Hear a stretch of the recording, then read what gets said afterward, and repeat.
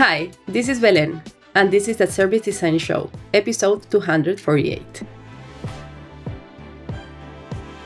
We often say that inclusion is a core value, but the truth is inclusion is designed, not declared.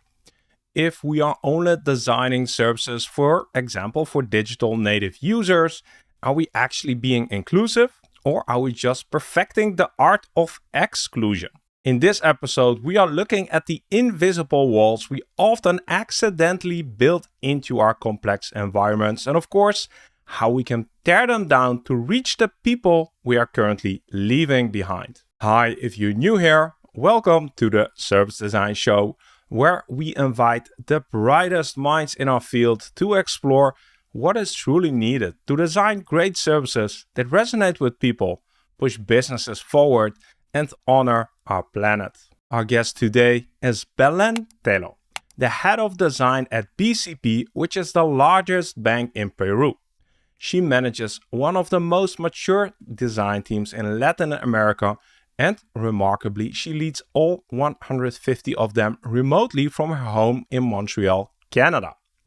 Belén told me she still remembers the aha moment when she realized that banking is about safety and trust, not just about products and services. Long before she was a design leader, she was a child sitting at her father's big farm desk, playing assistant and using a calculator to put things in order. That drive to find order in complexity eventually led her to perform a full reset on her career, going back to university for 4 years just to master the business language of the corporate world. She now uses that language of data and numbers to act as a translator, ensuring that human empathy has a permanent seat at the C-suite table. It's a perspective that helped her and her team achieve an 80-point NPS in their physical branches by focusing on digital bridges for the most vulnerable users. So in today's conversation, we are going to talk about actionable ways to identify and tear down the invisible walls that accidentally exclude the majority of your users. We'll talk about strategies for using the common language of data to ensure human empathy has a power base in your organization. We'll explore how to use your systemic view as an unfair advantage to bridge the gap between silos and legacy organizations. And finally, why service design is not just about journeys, but about transforming operating models and governance. I was personally struck by the idea that listening might be our most underrated superpower in a world that usually rewards shouting. Belén explains why being a strategic listener isn't about a lack of confidence, but about identifying the internal allies you need who actually get things done. We dig into how to turn those quiet observations into the tangible proof that shifts the mindsets of high-stakes organizations. Whether you are leading a large corporate team or working as a solo practitioner, this conversation offers a fresh look at how to gain real influence. Now, I invite you to join me for a great conversation with Belén, and I'll catch you at the end for my closing reflections. I am your host, Mark Fontijn, and you are listening to the Service Design Show. Welcome to the show, Belén. Hi, Mark. How are you? I'm a bit under the weather, but that's normal in these times of the years in the Netherlands. So, but good enough to have an interesting conversation today. Belén, I'm very excited to have you on. We've been doing a preparation chat before this, and one of the things that's really difficult and challenging for me here on this podcast is to get more diverse voices on the podcast talking about service design, especially from regions like Asia or from Africa or Latin America. And you are somebody who has deep roots in Latin America, so I'm very happy that you're here. People will be able to hear a good Spanish accent in your voice, but I think that is only going to enrich our conversation. So awesome for coming on. I'm going to set the stage a little bit more for what's to come, and that is to share that you are the head of design of the largest bank in Peru. You have a very interesting role. You have a very good team there. But I think before we dive into the meat of the conversation, it would be very helpful for us to understand from you a little bit more about what is the financial, not situation, but the banking situation in Peru. Because for me, I'm in the Netherlands, and I think a lot of people listening here to the podcast, like banking, opening your banking app, like it's like second nature. We don't even think about it. It's like water, it's infrastructure. Can you sort of paint a picture? How is that in Peru? Yes, sure. Thank you for the invitation. Actually, I'm very proud to be here. I'm very happy as well. One of the things that I always try to explain when I'm trying to show what's the role of a financial service in Peru, it's that it is very different from US and from Canada and Europe maybe. Uh, One of the things is, for example, in my case, I work for the largest bank in Peru, that it's Banco de Crédito del Perú, and we're part of a big holding called Credit Corp. And this is one of the strongest holdings in Latin America. And we are like playing with another competitors in the market. But one of the things that we have to know is that Peru is still a non-digital market. We have increased a lot in the last years. Actually, as BCP, we serve more than 50 millions of clients, and that there is a lot. But there is still a gap in the digitalization of our population.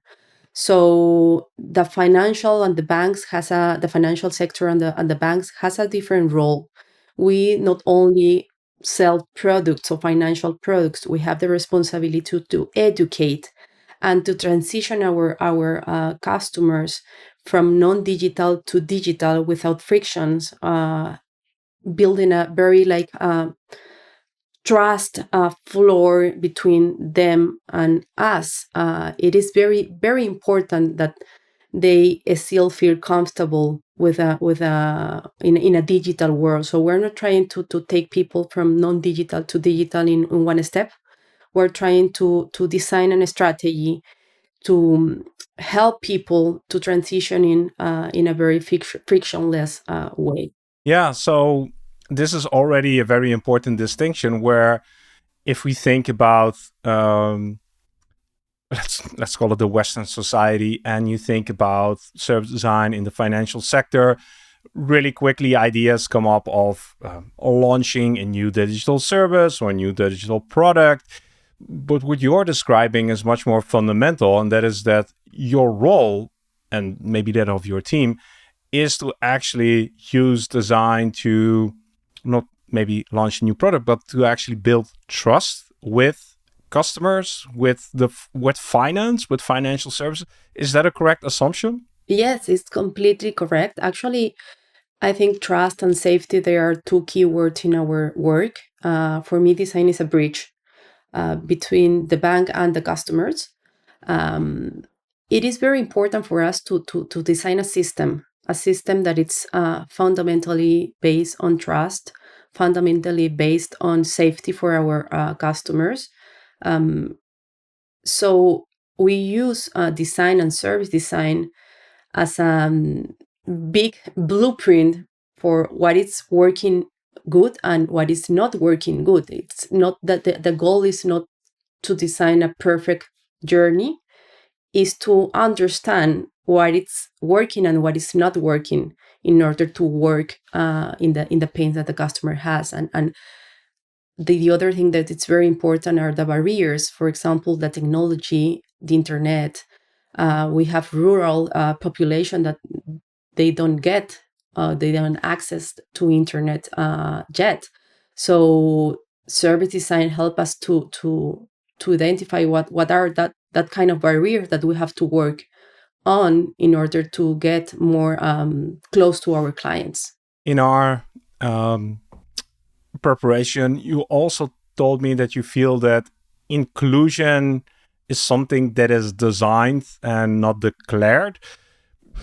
Like, What are maybe some of the invisible barriers that we as a design community sometimes put up that prevent people from feeling included? What have you seen in your work? This is something that I have learned in the last years. For example, one of the mistakes that we can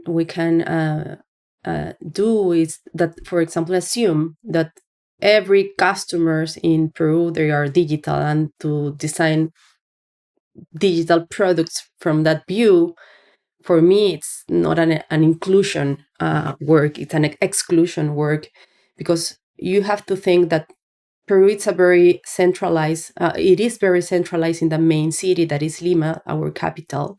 So almost, I think, 30% of the population in Peru is in Lima.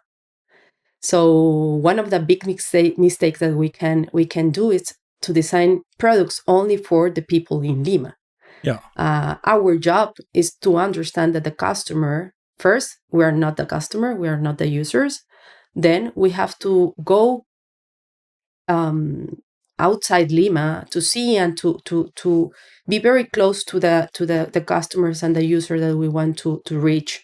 So I think one of the big mistakes is to design thinking that everyone is the same, that one size fits all, and not to realize that there is a big population outside Lima, and I think that's our first priority right now as a bank. We are talking about maybe situations which can feel a bit distant from, again, me listening here from the Netherlands and thinking about rural areas. We do have rural areas, but I can imagine that it's different from Lima and from the rest of Peru. But this is more of an accessibility issue, because you could just as easily replace this by people with physical disabilities, for instance. And I think your story, continuing from here, it's always good to keep that in mind, although we might not have the population diversity that you're talking about. We are still encountering these things on a daily basis. And you mentioned 30% of the population is in Lima. That's a lot, but that means that 70% is not. It's outside. Yes. So are we designing for one third of our users, or are we designing for the rest of the 70% as well, right? Yeah. It's hard, because actually, when you are designing into the financial system as well, where I'm not talking about only Peru, I'm talking about the industry, the sector. It is quite difficult, because you have a lot of compliance, regulatories, guidelines, a lot of things that makes design really hard to do in a easy way. At the end, we need the people to use our products in a very functional way, but very intuitive way. So one of the things that I've make our work harder is that we work in an environment that it's very regulated.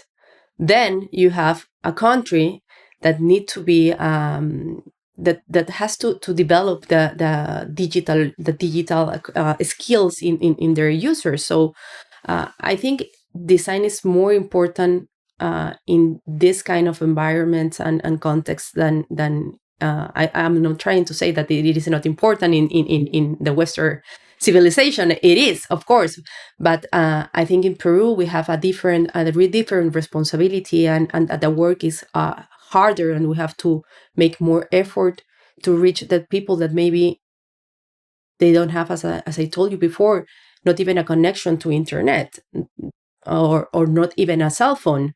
So they still go into the branches to resolve their concerns. So we have to think in different kind of users, and at the same, we have to, of course, be very careful with all the regulation that we have as a financial sector. If I'm listening to you correctly, I'm actually hearing two major challenges. One is maybe the digital adoption that you mentioned, cell phones, Right. and internet connections. The other thing, which feels more interesting to me, is the fact that you have to design for trust, for example, which is also a barrier. Like we can have the like, let's say, the tangible, the physical barriers, but these emotional barriers, how is that influencing how you and your design team operate? Is that a topic you discuss in the team? Yes, actually, in the AI area, I think it's more a topic that we discuss continually, because I think we have a very we were focused our work in designing trust, with the products and the channels that we are working in. For example, conversational. It is very important for us that we have now in our team the conversational designers, and I think when we're talking about trust, for example, they have a really good role there. In one of the apps that it's very used in Peru, it's WhatsApp. So we're trying to reach, for example, our clients through WhatsApp. So one of the things that it's building trust, for example, it's that the conversation feels really naturally, that you are like, you feel comfortable to talk with a bot, that it's not feeling like a bot. So that's trust. If we're talking with a user that it is not it has a low digital adoption, they don't know about the financial terms. If we're going to talk with them with a very like financial words, and we're going to not give them the opportunity to ask or to have a fluent conversation with us through the chat, we're not working, or we're not designing trust. We're I think we're doing that the contrary. We're like going taking them apart. So it's like we're trying not to be as structured as a traditional bank, not using the traditional words. We're trying to be more close in the same language, or finding the same language that our customers are using. I really like this example. And at the same time, I can already see people listening to this episode who are maybe also working in finance or in the healthcare sector, which are heavily regulated. And immediately the bells start ringing of compliance, of legal. How do you can you maybe share a story of where there was internal tension between you wanting to communicate in a very human way while legal or compliance is telling you no, sort of to cover our ass, we need to make sure that these terms and conditions are clear or that we use the proper language. Have there been tensions like that? Yeah, sure. I think all the time we're in negotiations with the legal department, with the compliance department, with the marketing department. Um, uh, I don't remember one exact example, but what I do remember is that, for example, we're trying not to do the flows very very long. For example, not many screens, and for compliance, it's very important that everything finally it's clear for the user, and of course for us as well. But we're trying to do it very in a very easy way, in a very intuitive way. So we're always like trying to negotiate that, okay, you want to add one screen more to the flow, and we're trying to take a screen from the flow, because we are trying to do it very like easy for the customer to for example onboarding into our app. So I don't remember one example, but one of the things that we're trying to do is always negotiating with them, and I'm pushing my team all the time to have a voice on every table that they are. Sometimes I know that there are like battles where we're going to win, and sometimes it is more difficult, and we know that we have to be very clear. And sometimes it makes sense to have that extra screen. Uh, but at least we're trying to say, okay, but this is not like very friendly for the users, or we're trying to avoid this kind of this kind of risk, for example. So yes, it's a negotiating, always going on. Yeah, that Negotiation. negotiation. Yeah, Yeah, sorry. no, it's something that we all have to face. Do you see? Have you found successful negotiation tactics? Is there anything that you've seen that helps you? I wanted to say to win these conversations or win these battles, but it's not about winning, but to, I don't know, to pull people more into your mindset. Yes, and I'm trying to take advantage of my background. I have not been always working on design. So I came from the business side. I worked many years for the marketing and commercial, for marketing and commercial area. So one of the things that I'm always like trying to share with my team is that we have to find a common language. That's for me a key part of our work as designers. When you finally find that common language, that it's normally it's that the common language in a bank, it's numbers, data. Money. Yeah. Data, yes. So I think you can influence. That's one of the things that I have been working on, that my team has more influence on the decision making process. So one of the things that it's working is that you came to the table with data, not only quantitative data, qualitative data as well, but data at the end. So then you are going to have a different conversation. It is not about perception. It is about facts. It's about what are your insights. It is about your work, because we do all of that. One of the things that I always like share with my team is that we already did that work. We have the data. So why we're not showing them the data that take us from here to here to finally have this design decision. So the common language for me, it's very important. So we have to train our designers to talk with data inside the bank without losing without losing our expert point of view.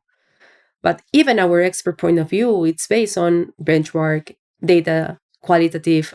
So we're trying to do that. I think that's, in my experience, I think that's a game changer for us in a corporation environment. So when you say that we already did the work and that we have the data, but we're not bringing it or not communicating it well enough, why is that? Why? What's holding us back? And how do we change that? How have you changed that?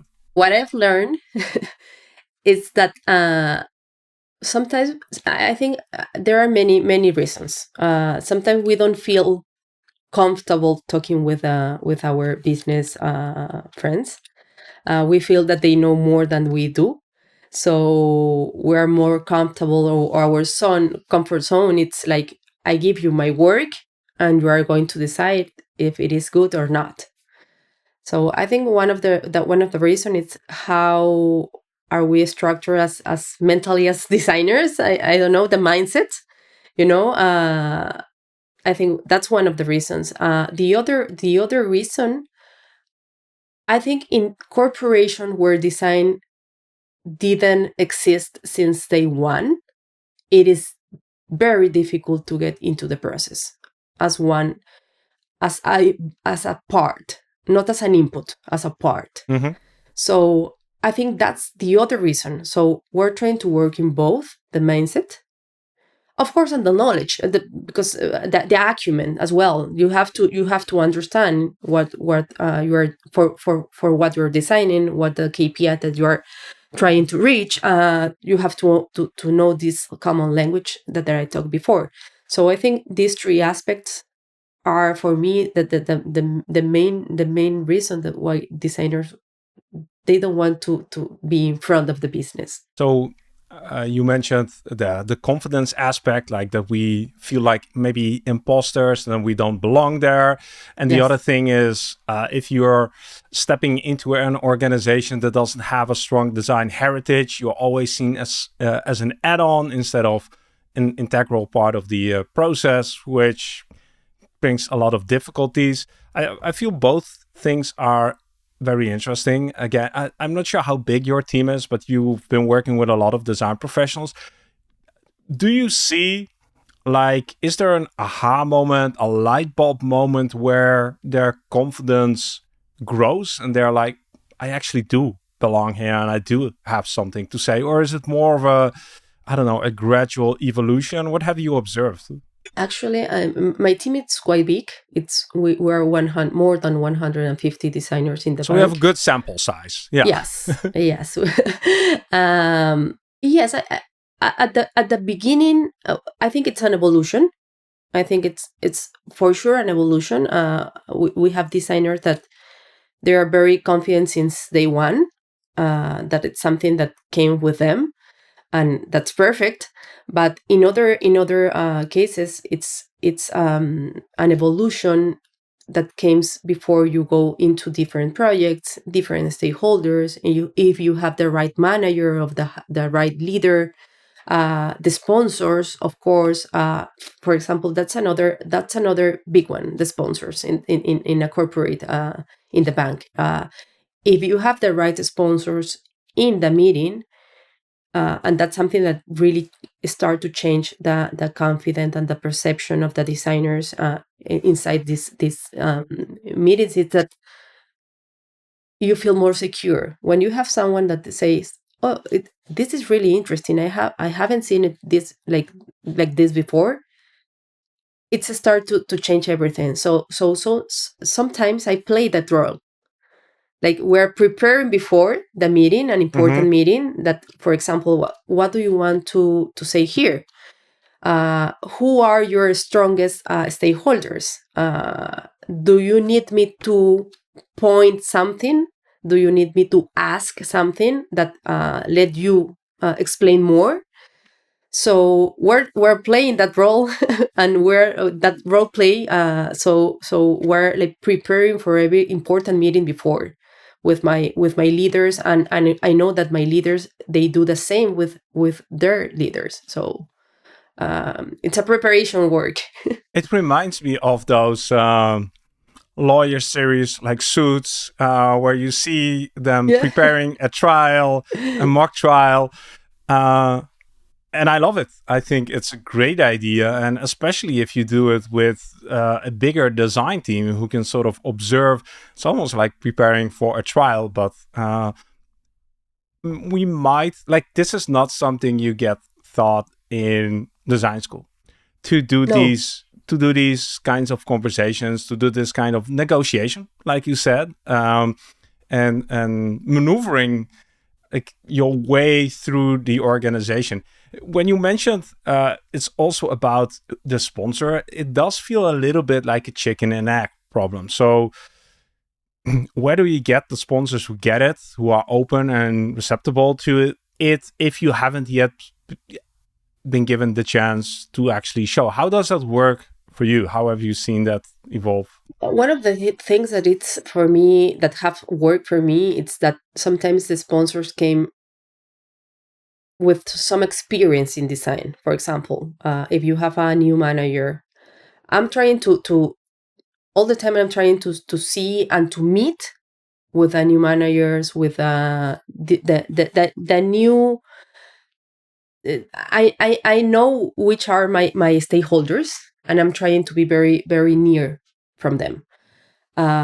When you have someone that came to that company and has a background in design or technology, and you have more than one now, more than before, actually, you have to reach that people, because it's easy. You have to find your advocates in the company. It is not easy if the company, as I say before, start without design. So there is an opportunity in the new managers. For example, AI. If you have a new manager from coming to the company that is going to manage AI, um, I can bet that he knows about design. Mm. So you have to have this conversation and to present your team and to introduce your team and to and see what if he's close to design, if he knows the importance of the practice for his work. It's the same with the technology, our technology friends as well. You have to understand how close they are to your work, and it's easier when they came from a background that has been given the opportunity or have been given them the opportunity to work close to design. um, and the other thing that I'm trying to do all the time is to find our sponsor after we tangible prove our value. That's something that we are very conceptual sometimes as designers, and we have a lot of tools and artifacts and methodologies, so sometimes that's confused. So one of the things that I'm like trying to say to my team, it's we have to be very tangible with the messages and with the impact. And when you start to talk with a business and the technology part with a company in with facts, it is easier to gain advocates to your work. But now you're talking about design black magic, because we I know. struggle with this so much, finding attribution, Mm. quantifying our contribution. Can you maybe, without breaking any non-disclosure agreements, like take us to a project that you or your team has done in the past where you were able to confidently say, "Hey, this is how much," because that's the reason. How much have we contributed to the business? Yes, you're right. Actually, for me, it is still hard to find the correlative between our work and the KPI from the business. Uh, Sometimes it's easier to start with little things. For example, an insight that they haven't seen before, a barrier that they haven't worked before in, a pain. You can start from small things to show that you are adding value to the table or to the work. But in other levels, like in the C level, one of the things that I'm trying I see the impact in two different ways. One, it's like you have to prove that you are managing your operation team. For example, you are being productive, you are being efficient, you are like taking new technologies into your work, into your process. So this is design inside inside a bank or a corporation or any business is an operation model. So that's one of the things that you have to prove to your managers. I'm managing my operation. That's one of the things that it's going to give you some confidence. Then it is easier to talk with other KPIs or other impact results. For example, NPS. Of course, we impact in NPS. But if you ask me, did you finally have find a correlative between a usability test and an NPS? No, we're not, but we're working in because we're sure that we're impacting the NPS. But we're impacting efficiency as well. We're impacting operational efficiency. We're impacting many other things in the bank, and we're not we are not finally find what is a correlative, that direct correlative, but we know that we actually impact there. So we're working a lot with a CX, for example, unit to find that correlative path. Um, and we have actually one project that it's very for me it's a beautiful project that came 3 years ago, 4 years ago. We had the mission to transform the role of our branches in Peru. We were in the middle of the pandemic. We are very strong in the physical world in Peru. The branches is still very important for the Peruvians. So we were in that moment where, okay, what is going to be the role of the branches in the coming years? So we were in front of a big challenge. What we did was to redesign the role of the branches in Peru. and we redesigned more than 200 branches in Peru. And we start with archetypes, for example, something that have never been done before in the bank. There is different branches for different needs, and different branches for different users. So that's, I think that was the base of the work. And then we start to work in experimentation. That's something that we have never done before as well. For the bank, it was like you build something and the next day you are launching. Okay, we were like, no, that's not our process anymore. We're going to make an experimentation process. We're going to be prototyping. We're going to be piloting things. So I think that project gave us the opportunity to change a lot of things in the bank, more in the phygital space and channels. And after 3 years, 4 years, we have, for example, 80 points of NPS in our branches. Yeah. We have a lot of uplifting in the digital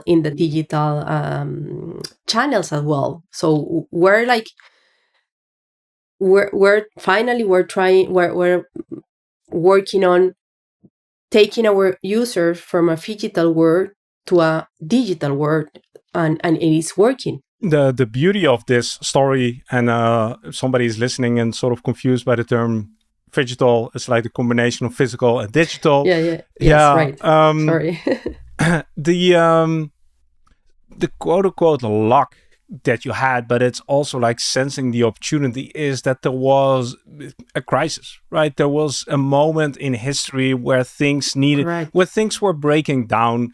And when things are breaking down, that's usually a very good moment to try something new and do things that are unknown. And you took this opportunity. And the honest story, if I'm listening to you, it took like 3-4 years, which is still quite fast. I can imagine in a like you said, a regulated space, and a space with a lot of stakes and a lot of heritage.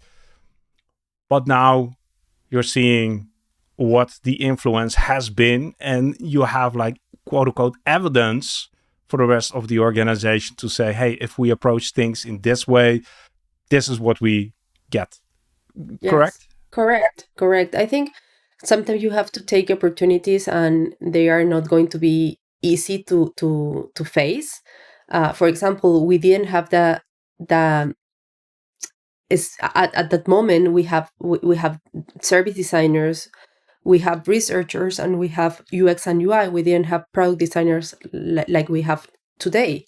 So even for the skills of our designers was a challenge, because we have never worked, all the work that we have done before, it was on the digital.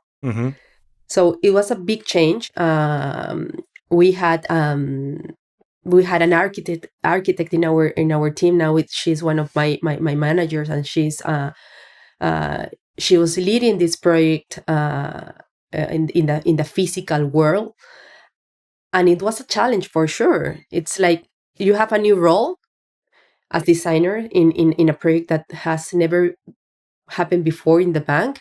You have new processes, because you have to work things differently in order to get the success that you're looking for. You have new tools, you have new methodologies, you have new artifacts, and of course you have to evangelize as well the business, your business partners, because this is a different way that things are going to be done. We went from a transactional operational model to a relational operational model. We don't want anymore to be transactional with our clients. We want to be related with our clients. We want to teach our clients how is the digital world works, how the financial world works. So it was a completely different view, even for the employee experience, But that transition from a transactional model to a relational model, I can imagine that if that isn't supported from the very highest level in the organization, like this is mission impossible. So was there already a vision, mission, strategic incentive to transform the way the basically the position the bank has in the society, or like did you just get lucky here? No, no, no. Yeah, I think a little bit of both. But it was a really like clear purpose.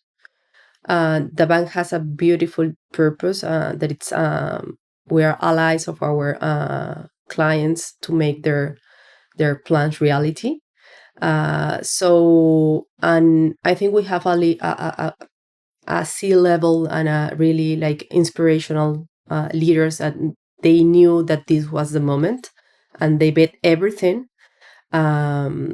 So I think it was a commitment from all the parts that this was something that has to happen, and has to happen in the less time that we can. But in the other hand, we were like discovering a new way of work. We were discovering new roles. We were discovering a lot of things that we never planned in the beginning, and we were facing a lot of challenges as well.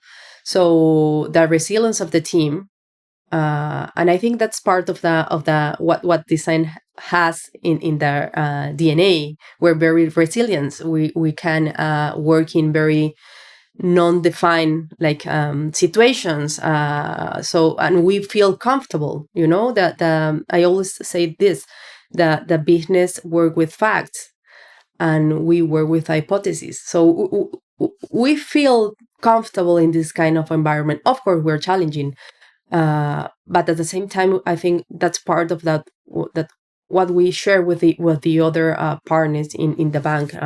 But there were a lot of things that we were discovering and we were not prepared for, but we knew that we had the team and the mindset and the methodology and the expert to face it. And again, I think it sort of was also a good timing that things were breaking down and people understood that doing things in the way we used to do them might not lead to the outcomes that we were looking for, right? So it's, Correct. yeah.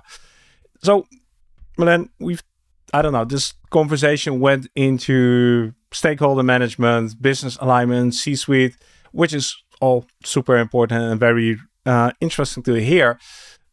But I think it's also important that we go back to sort of the roots maybe of this conversation where we said, okay, you are trying to design for trust, to design for inclusion. One of the challenges that you mentioned is it's very easy to take a citizen of Lima as the only user you're designing for. I want to explore that for a second. What are you doing with your team to make sure that they don't forget the other 70%? How have you embedded that within the design practice?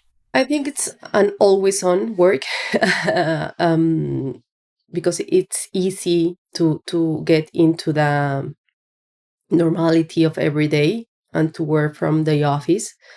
But not only me, as a design leader, it's the bank as well. We're like trying to incentivize our people to go out and to be more close to the people that we're serving, the customers that we are serving. So one of the things that, for example, this year we want to do is to have like we have a mission plan. For example, we can have international missions to know what is happening outside Peru, and we have the national mission as well. So we're trying to increase our national missions to go out and to not. Until now, it has been only for projects. Okay, you have the national mission and you go out and you can go to the provinces, the key provinces, to explore something for a project. But one of the things that I want to do this year is not having a project in mind. It's just, go out and see what is happening and find opportunities, or find pains, or find barriers, and take this to the bank. So that's something that we're working on this year, and we're trying all the time to facilitate the going out. For example, we go a lot to branches. The team that is working on the branches, they live actually in the branches. They know the manager from the branches because they all the time they are there. but in the other for example, in the other digital channels, it is quite difficult to take designer from the desk.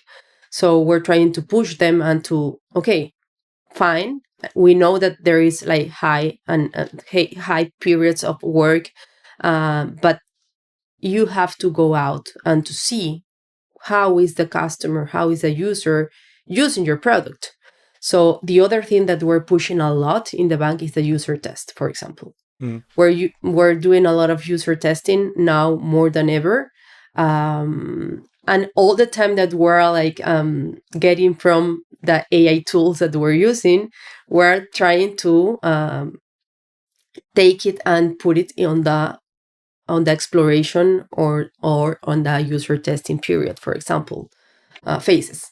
So we're trying to be a little bit more close. That's one of the things that we're doing right now. The missions that you mentioned about going out and sort of exploring what's out there in the world and coming back with it, like it's almost looking for treasures, looking. You mentioned they are tied to projects, and that makes for me a lot of sense because projects have budgets. Like Yes. this is going to be a very silly question, but how do you envision this being maybe an ongoing activity that isn't tied to a specific project? Like how is it going to be structured with who's going to pay for this basically? Okay. One of the things that we have done in the last year is to gain autonomy in our budgeting, for example. So we have some flexibility to invest in the future as a design team.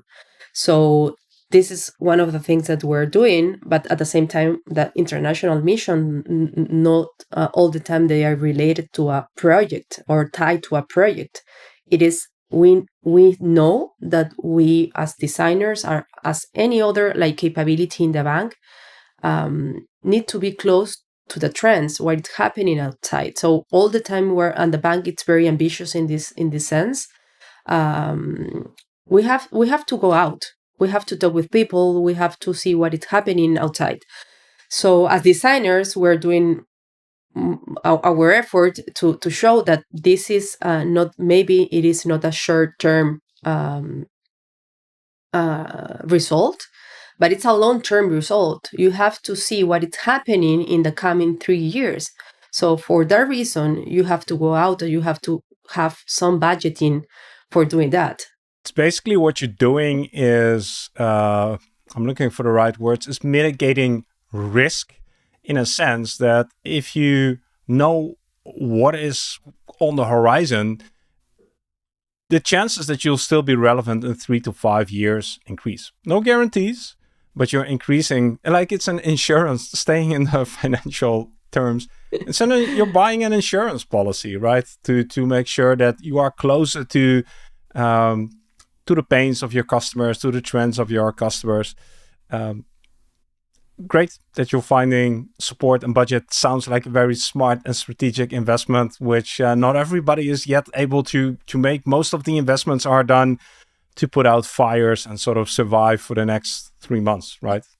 Yes, and we don't have a lot. Well, Of yeah, course, we don't yeah. have a lot, but I think we already start. And it's the same with tools. We have to be a small budget.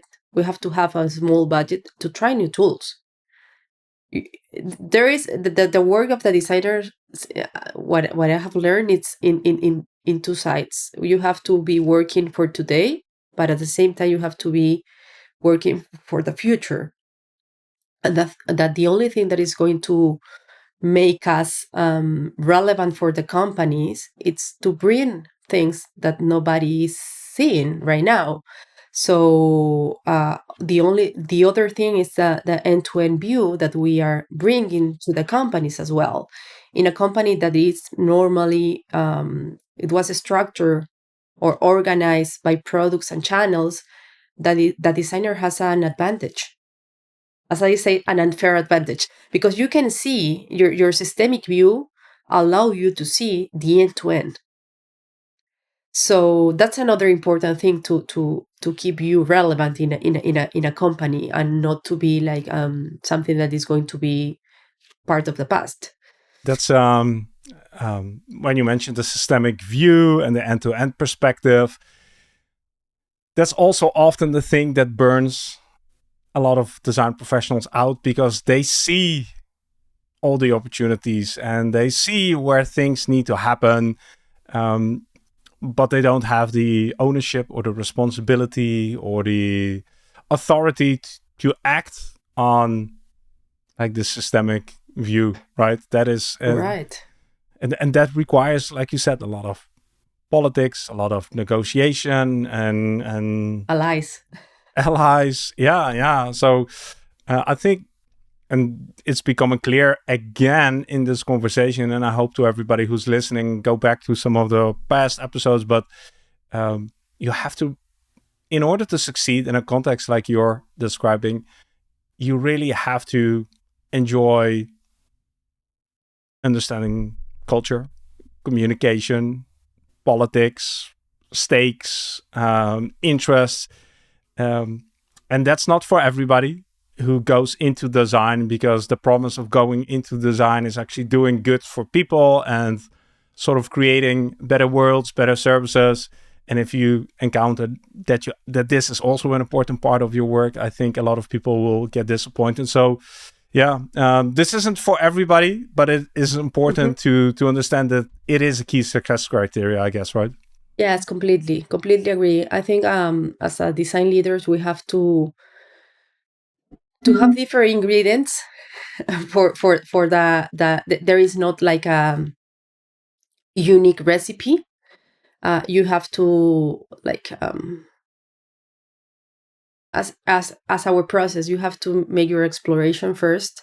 Then you have to see what kind of ingredients you need to put into the pot to make that kind of leader that the company is needed in that moment, because you have different leaders for different moments, and it is very related to the challenges that you are facing as a company or as a design team. So you have to, but the mass ones are like, you have to manage politics, of course. You have to find your allies, you have to find your sponsor, you have to find a common language to talk with other friends in the Mm. company. So that's part of my, but it is not only in design. It is, I think it's something that happens in every other position, if you are a manager. But if we're honest, if anyone should be good at this, it should be us. Because Right. if we're listening, I'm agree. if we're listening to your story, and I'm seeing in my head like these um, two different worlds, where on the one hand you're advocating we need to have missions and to go out into the field and be close to our customers and understand them. That is sort of the outside world, but there's also an inside world, and with its own culture, with its own ecosystem, with its own relationships. Like, there isn't any reason why we shouldn't be able to use our existing skills and apply the exact same methodology to understand that internal world, and then creating a bridge between these two.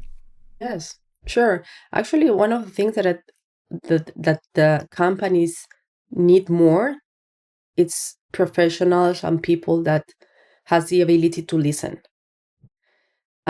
And we are very good listeners. So I think that put us in a position that has an advantage by itself. I haven't been part of a large corporate, but from what I've heard from stories of others is that unfortunately listening doesn't get the same paycheck as shouting and giving answers. And yeah. Yes, you're right. You're right, and we actually, myself, I think I face the same challenge. But companies are changing really fast. Companies are changing really fast, and of course, there are not all the companies think like this. Um, but I really think that if you know how to translate that skill into something that is very tangible, maybe you are not going to raise your hand in every meeting, I'm not doing that in every meeting because I'm more a listening person than a talking person. But when I have to point, or when I have to say my point of view, I'm very clear and strong. Mm-hmm. Mm-hmm. So you don't have to participate in every meeting, but of course you're right. You have to be with the right managers as well, of the right leaders that really see this as an advantage and not as a lack of confidence or Yeah. lack of participation. I think again it's important to stress you are leading part of a team of 150 design professionals, which is huge, which is a lot.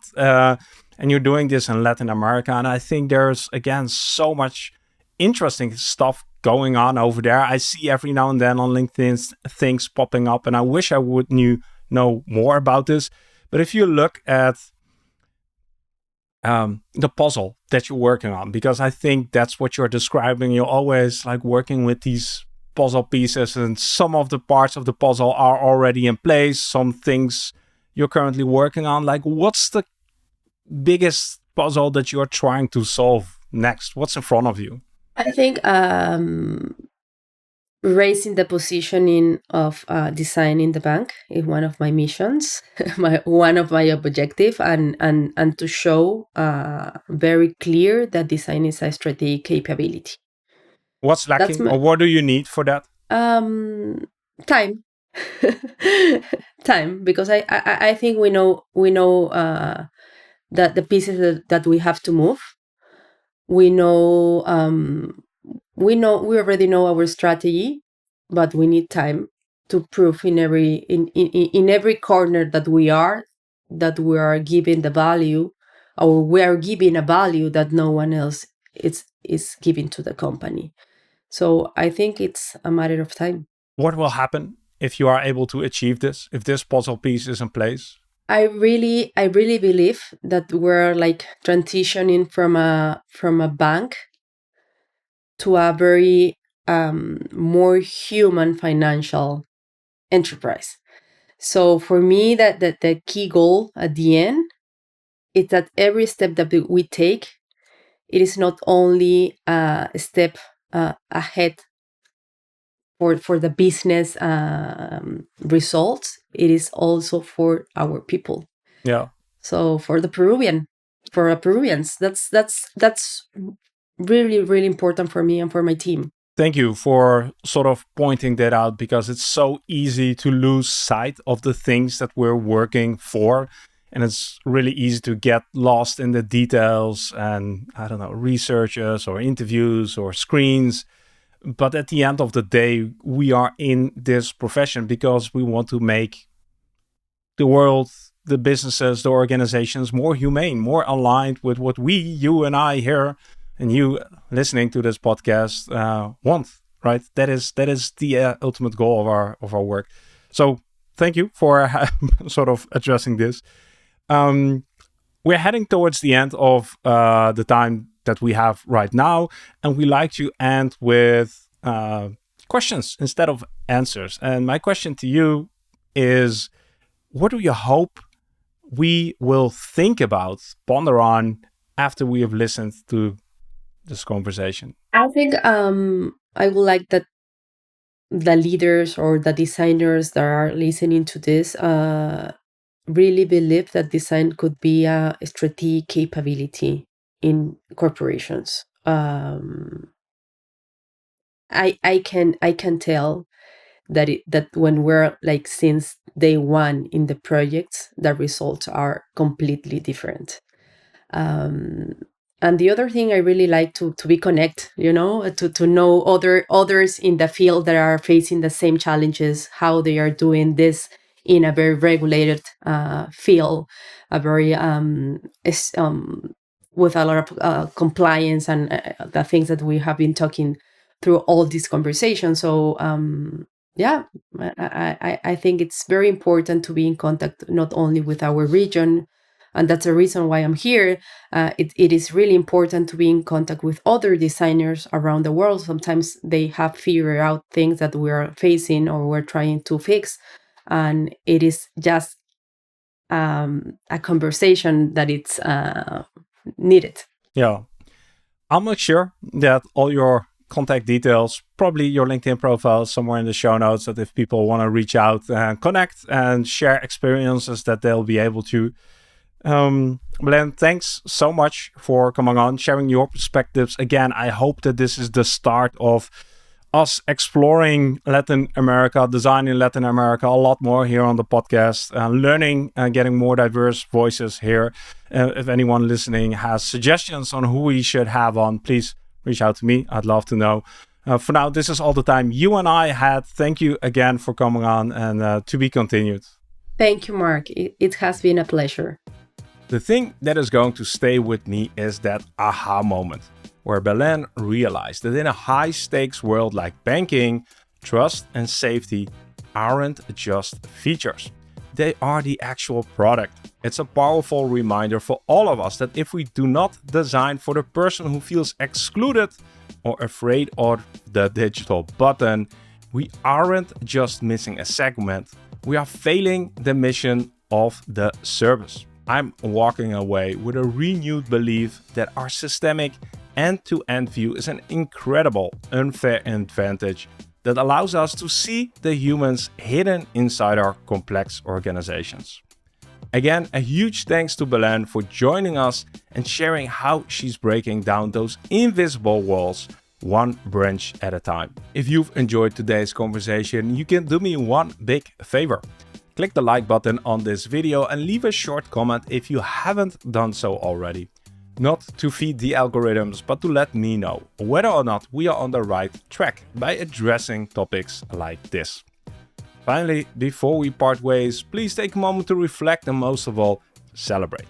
That by joining us today, you have directed your attention towards learning and growing as a professional. So from everyone who you are going to impact through your work, thank you for taking the time and making the commitment.